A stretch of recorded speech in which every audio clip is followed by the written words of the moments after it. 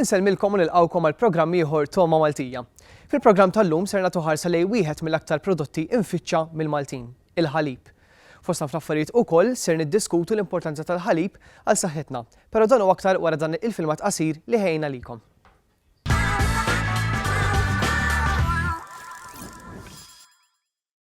Għal-maġġoranza kbira minna l-ewwel xarba li xrobna kif twilidna kien il-ħalib.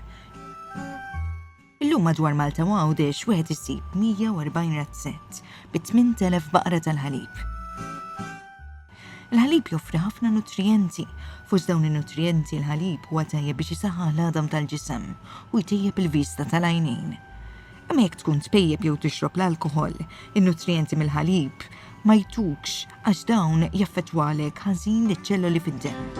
Nannadek iftakar tal-Musa Dimitri, folol tan jixtru tal-ħalib bil-denir. Żmien ilu sa mill-1931 ir-raħal kien imur bil-muża wara l-bibien tan-nies u jaħleb il-muża dak il-ħin stess. Dan ikkaġuna mart serju magħruf bħala d-denirqiq. Iżda kien Sir Temizamit, tabib u professur tal-kimika f'Malta li sab il-fejqan ta' din il-marda. Biex titwaqqaf din il-marda fl-1943, ir-Railway Station tal-Ħamrun inbidlet fabrika tal-ħalib fejn beda jsir l-pasturizzar. Apparti l-użu tal-ħalib u għax-xorb u tisjir, ir-Reġina ta' Franza fl-1791 Marie Antoinette kienet tuża l-ħalib biex tinħassel. Dan għaliex kienet temmen li jekk tagħmel hekk il-ġilda ta' ġisimha ma titkemmix u tibqa' aktar fina. Imma tajt dan vera. U jingħad ukoll li anke l-artista ta' Hollywood Marilyn Monroe kienet tinħasel bil-ħalib. Xi ħaġa li kienet issir qabel u għadha ssir sal-lum il-ġurnata hija li l-Maltin minn dejjem jitolbu għax-xita. Fil-fatt anke proverbju nsibu li jgħid għamel xita għamel ħalli jikber il-ħaxix. Il-ħaxix intuħ il-muża u l-muża tina l-ħalib.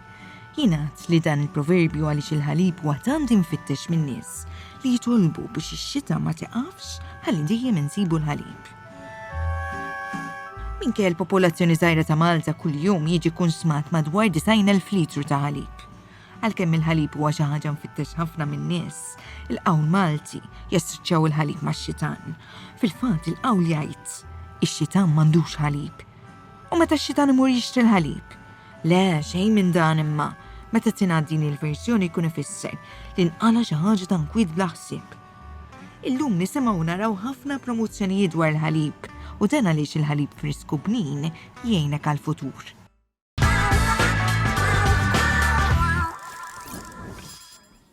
U żgur li wara dak il-filmat inħarsu lejn tazza ħalib b'mod differenti. U biex nitkellmu aktar fid-dettall dwar dan is-suġġett għandna mara lis-sur Viktor Anastasi, grazzi tal-qajt li stejna tagħna l-ewwel. Grazzi tal-istedina. Mela kif semmejna fil-filmat f'Malta nikkonsmaw madwar 90,000 litru tal-ħalib kuljum. Bej wieħed u ieħor kemm jagħti litri ta' ħalib kull raħħal biex nilħu dak l-ammont u kemm joħorġu kraten ta' ħalib kuljum. Mela, aħna raħħal għandna 101 bħalissa u dawn qed jiġkienu għax li qed jiġri min kien mhux professjonali ħanejdulu hekk hu.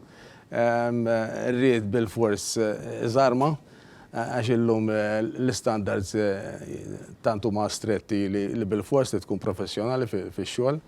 U jien fi żmien jiġifieri niftakar kien hemm fuq mal-400 raħħal, illum żinna l-101. Issa b'kollox mhux kollha jtuna l-istess ammont ta' ħalib ovvjament, għax hemm min għandu 140 baqra fuq il-farm u hemm min għandu 50 jew inqas baqar fuq il-farm. Jiġifieri dawn ivarjaw. Kull baqra tina bejn wieħed u ieħor 25 litru ħalib kull baqra.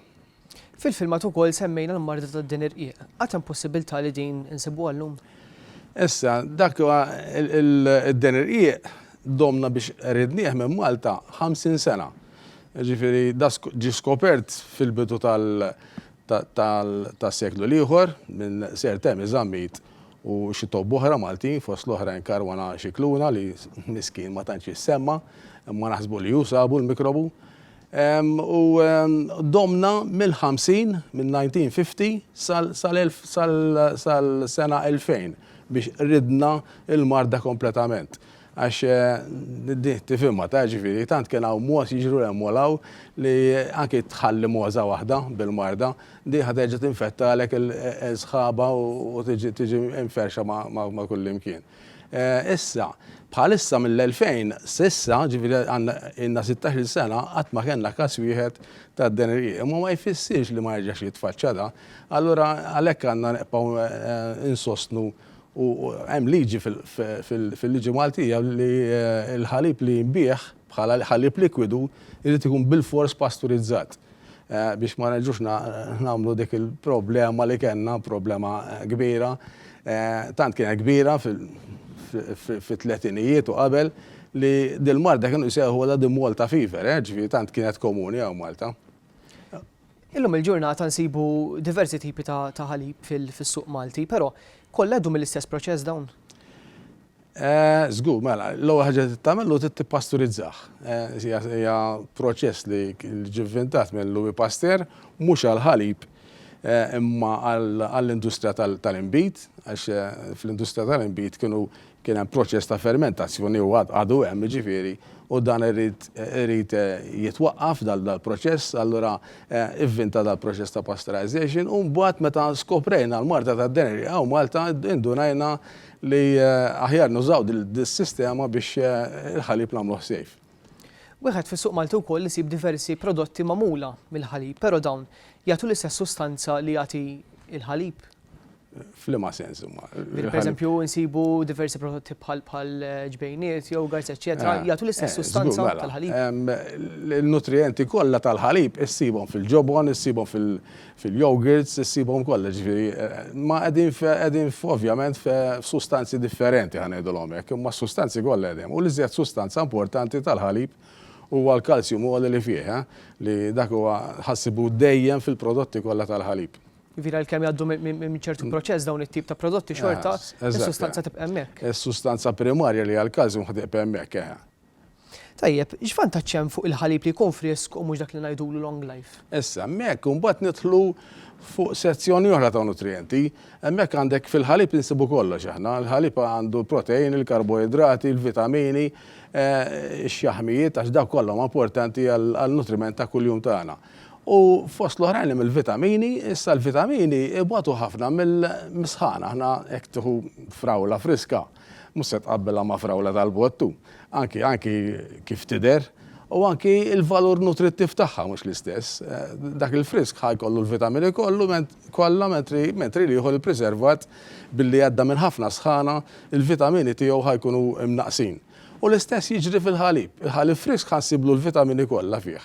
Mentri li jieħor li huwa long life, jew ħalib tal-bot, jew ħalib ta' trab li għadda minn proċess ta' sħana kbira, il-vitamin kontenti jew ħatkun iżjed baxxa. Dina f'kull oġġett agrikolu, iżjed huwa frisk il-prodott, iżjed huwa nutrittiv. U l-istess japplika fil-każ tal-ħalib. Id-data fuq il-kartuna li turi meta l-ħalib jiskadi kienet tkun sa 3 biss, però dal-aħħar qed tiżdied għal kważi ġimgħa. X'qed isir biex titwal din il-data ta' skadenza? L-iskadenza fil-prodotti tal-ikel huma determinati minn kemm hemm mikrobi fil-prodott. Issa, meta inti tnaqqas il-mikrobi inizjalment, inti x-shelf life qed tittawwala. Mela li ġara, għax ovvjament kif semmejt qabel m'għadniex naħdmu b'mod amerċedix ta' dilettanti, bil-forsi tkun professjonali, il-livell ta' mikrobi fil-ħalib li jasal għal proċess fil-dieri fil-ħamrun naqas immens għax minħabba kif qed nżommu l-baqar, kif qed neħilbu l-baqar, dal-proċessi ġew modernizzati, il-livell ta' mikrobi li jasal għal proċess naqas, allura billi naqas il-livell ta' mikrobi fil-prodott nistgħu nagħtu dik ix-shelf life itwal fil-prodott illum. Jiġifieri bil-mod kif it-teknoloġija tavvanza taħseb li Eżatt. din id-data ta' skadenza dejjem ħatibqa' titwal iktar ma jmur fi żmien? Mbagħad għandek limit, ġifieri, issa waħseb wasalna fil-limit tagħha dik.